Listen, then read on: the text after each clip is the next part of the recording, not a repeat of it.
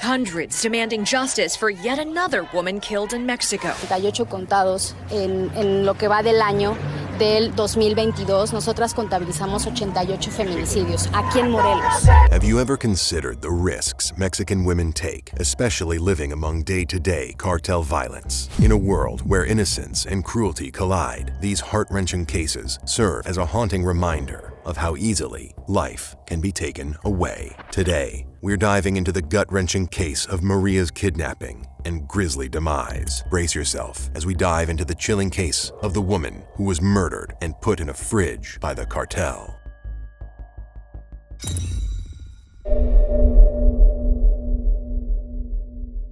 Mexico has a major problem of people going missing. Although the Mexican government has been trying to stop this problem, this is an ever-growing issue that sparks criticism from all over the globe. In 2020 alone, the Mexican government reported that there were an estimated 70,000 missing people by the end of the year. But this number could have been much higher because not all cases were reported. Over the past few years in Mexico, a significant portion of the missing persons reports seem to do with vicious crimes against women. Gaining the name femicide, Mexico has become one of the most dangerous places for young girls and women to simply exist. Mataron a mi hija el 21 de febrero del 2018.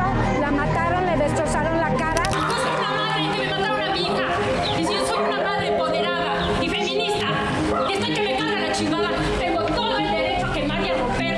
Ya no, señores, se acabó. Mexico has reached a horrifying number of 100,000 unsolved disappearances. At least 25,000 missing are women, 16,000 are minors, and most of the minors are young girls. In fact, in an article by Vision of Humanity, 2021 alone had a whopping 3,750 female homicides, 1,004 of which were classified as femicides. These high numbers sparked outrage among many Mexican women who believe that the authorities are not doing enough to protect women in the country.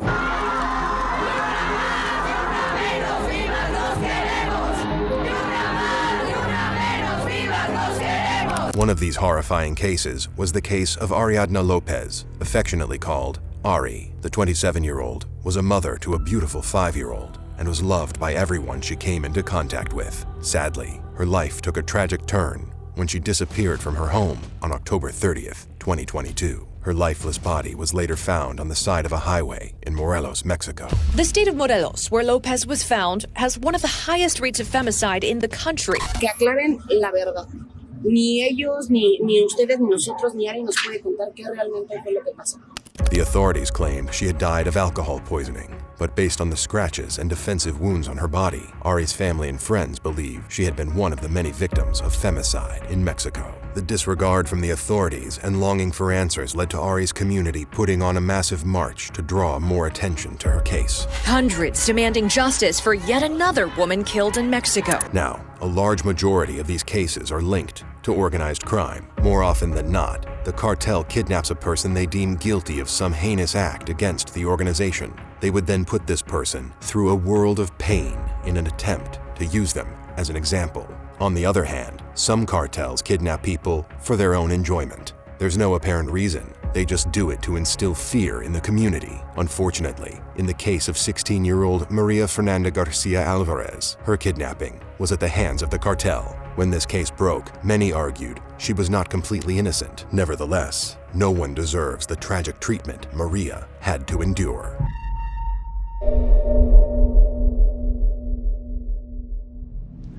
Maria Fernanda Garcia Alvarez, a vibrant 16-year-old woman full of dreams, found herself entangled in the clutches of unimaginable horror. Not much information is known about Maria's life before or after her disappearance. So what do we know? Maria was reported missing by her family on July 15, 2021, in Toluca, Mexico. She was last seen the day before hanging around a young man with dark hair. While his identity still remains unknown, his picture was released to the public for information. Posters were also made with Maria's picture and a description of the last thing she was seen wearing, all in the hopes that someone in Toluca may have seen her. Maria's family and friends held on to hope that she would be found and returned in one piece. But that dream was quickly shattered. 5 days after her disappearance, on July 20th, 2021, a chilling video of Maria's execution was released to the public. Based on the first 50 or so seconds of the video, we can piece together that the young Maria was sent into the cartel to infiltrate them and possibly report back to her higher-ups. While we still don't know what cartel she worked for or who the rival cartel was, we do know that this case was 100% cartel affiliated. The gruesome video filmed by Maria's tormentors would serve as a permanent reminder of her agony as it spread like wildfire through the darkest corners of the internet.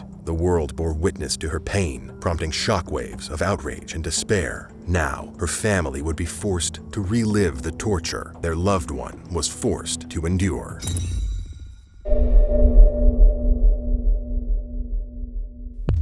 Before we continue, I would not recommend anyone go searching for this video. It is absolutely terrible and hard to watch. However, I will try my best to paint a picture of what happened. When this chilling video started, we saw Maria sitting in a wooded area on what appears to be a rock, and her hands were tied behind her back. Right from the get-go, the absolutely terrified look on her face sent shivers down the spines of many. 3 cartel members surround her. One held a knife to her throat, one holding a firearm to her temple, and the other served as the cameraman. The video is about 2 minutes and 30 seconds long. In the first 50 seconds, it shows Maria being interrogated in Spanish, but we have a translation for you. The interrogator, who masked his voice with an unsettling robotic overlay, started by demanding to know her name. She replied, Maria Fernanda Garcia Alvarez. She was then asked who sent her to infiltrate them, responding with Fernando Mendoza. Maria was then asked who planned everything she did. She names Fernando and Francisco as the masterminds behind the plan.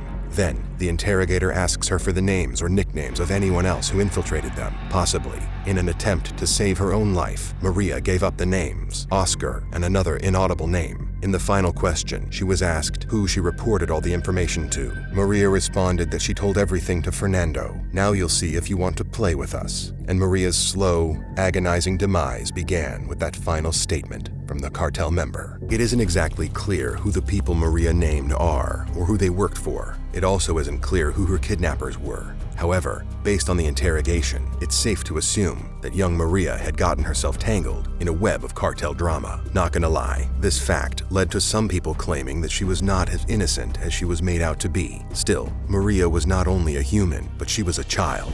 Regardless of what she may have gotten into, her life should not have ended that way. To top it all off, her last moments should not have been filmed and released for all to see.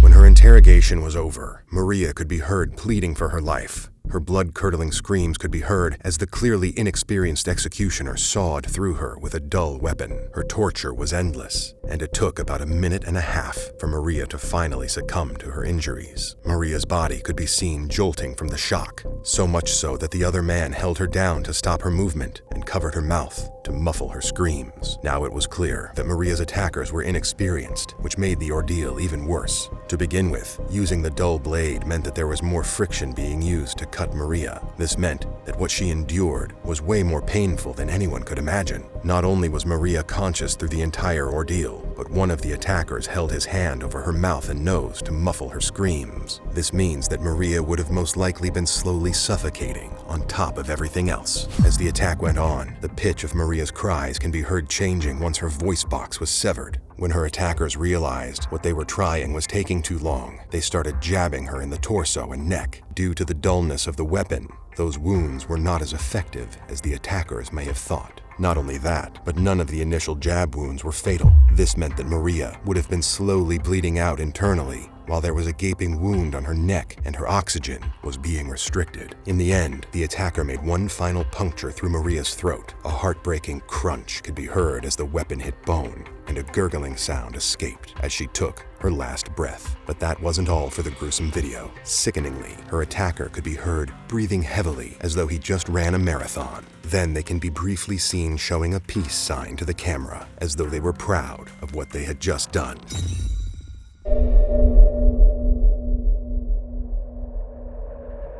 Of course, this video split the internet. In some chat threads, some of the viewers were victim blaming. They wondered how Maria got involved with the cartel at just 16. Was her family involved, or did she just make friends with the wrong people? The general consensus is that she made a bad decision to get involved with these people, and this was the consequence of her actions. Now, the insensitive comments did not take into account the fact that Maria was still a child and could have easily been led astray, especially since she grew up in Mexico, the land of cartel violence, where narco is law. This is why everyone else who heard about the case and saw the video was filled with rage. They were disgusted that someone could have done this to anyone, let alone a minor. Maria was treated like an animal, and her death was classed as not only a cartel hit, but yet another case of femicide in Mexico, making her one of the 1,004 we mentioned before. There isn't a lot of information known about the investigation into what Maria had to endure, so we aren't exactly sure where she was found or how soon after. Some sources claim she was found stuffed in the freezer of a home in Zapopan, but this has not been confirmed by any news outlets or law enforcement. It's speculated that this is not Maria, but it may be yet another case of a young woman who has met her grisly demise at the hands of someone else. Basically, there is not a lot of information about what led up to the disturbing video of Maria's murder. Also, there is no sign that her killers have been caught or that they ever will be. This lack of attention only added to the public's belief that authorities aren't doing enough to put an end to the femicide rate in Mexico. Not only that, but there seems to be no end to cartel violence at large. We live in a world where innocence can be shattered and cruelty is left to run wild. In the middle of all this darkness, we should ask ourselves, can Maria's memory bring about some form of change? Can the evidence of her suffering that is now on the internet forever inspire us to demand a world where things like this are never tolerated again? Leave a comment down below. Before you go, hit the like button, subscribe, and see you in our next deep dive.